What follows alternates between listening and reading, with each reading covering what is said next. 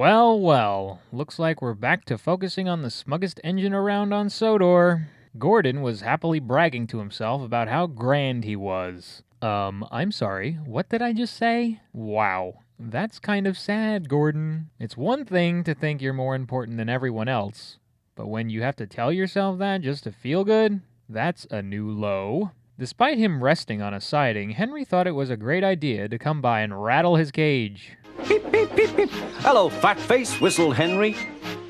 What cheeks, spluttered Gordon. That Henry is too big for his wheels. Fancy speaking to me like that. Me, who has never had an accident. Oh my gosh.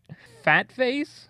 Everything at that moment was hysterical. The fact that Henry called Gordon fat face was amusing. Although look who's calling the kettle black. And adding to that was Gordon's reaction, and how it was narrated by Ringo. What cheeks? Not that I'm saying Henry's words were just. The name-calling seemed to come out for no reason. I see Gordon hasn't dropped the grudge against Henry since he's returned from crew either. Perhaps his greatness really is threatened since Henry hasn't been so weak since that horrible accident. Percy came by wanting to know whether Gordon's past mishaps counted as accidents. Aren't jammed whistles and burst safety valves accidents? Asked Percy innocently. No, indeed. High spirits might happen to any engine. Okay, really? What is the deal? How does Percy know about Gordon's safety valve way back from the beginning? I mean, at least Percy was doing it for clarification and not to pin it on Gordon, but this is ridiculous. Next, it was Henry's turn to pull the express. Gordon, wanting to get even with Henry, told him to stay on the rails. Sounds like a Gordonism right there. I wonder what will happen now. Anyway, this could have been taken in good nature, but this was obviously more of a jab than anything else. Wanting to get back to sleep, Gordon was again interrupted by none other than his driver. A goods train was being prepared, and he was being asked to take it. But with the mood Gordon was in, things always tend to be less productive. Gordon's fire was slow to start, so Edward had to push Gordon to the turntable to get him facing the right way. I won't go, grumbled Gordon. Finally, Edward got Gordon to the turntable for a switcheroo. By now, though, Gordon was really not in high spirits and didn't want to go anywhere. All he wanted to do was jam the rotational tracks of the turntable by inching forward a few feet like he did the last time. This time, though, was intentional, so he couldn't do the work.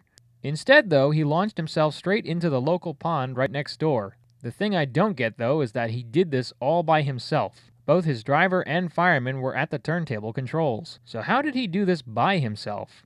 I don't quite get that. So what can the engines do on their own and what can't they do? This is something I don't think we'll ever get a clear answer on. Seeing that nothing could be done for Gordon at the time, Top Hat was informed of the delay. They telephoned the Fat Controller. So Gordon didn't want to take the special train and ran into a ditch. What's that you say? The special's waiting. Tell Edward to take it, please. Figures. Edward is the man. The engine. You know what I mean. Meanwhile, Gordon was feeling like crap after his Gordonism backfired. Like usual. He got ridiculed even further when some children came by and began singing songs about his situation. Now he felt really useless. And serves him right. When you speak highly about yourself, one will slip up in the end at some time or another.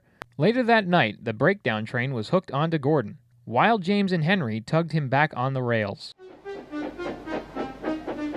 Late that night, Gordon crawled home, a sadder and wiser engine. I like how nobody even bothered to clean off Gordon after the rescue. It's like everyone said, "All right, there you go, you big lummox. Now get the hell home, it's too late in the night to do anything right now." This is also the first face I think Gordon has expressed that looks legitimately unhappy. Majority of the other faces we have seen Gordon show have been either content, grumpy, or uninterested. This episode was okay, but nothing that really stands out. All it really does is prove my point on how detrimental the Gordonism trait is. Don't come off the rails, Henry! And later that day, the one who said don't come off the rails, comes off the rails. Gordon just really knows how to jinx himself.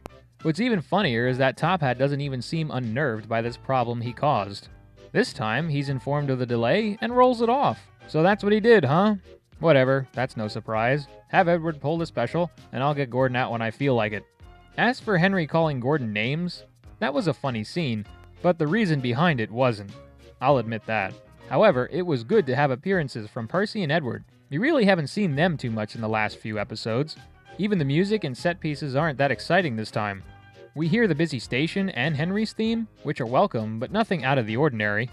The only fresh views audiences get is the perspective of the ditch where Gordon falls into, and the faraway shot from Top Hat's other office. The sheds in the background are also not Tidmouth Sheds because there are only 5 berths, but I haven't been able to find out the name of it. If anyone knows, I welcome the knowledge. Not a bad entry, just okay. Next episode is Down the Mine. Thanks for watching.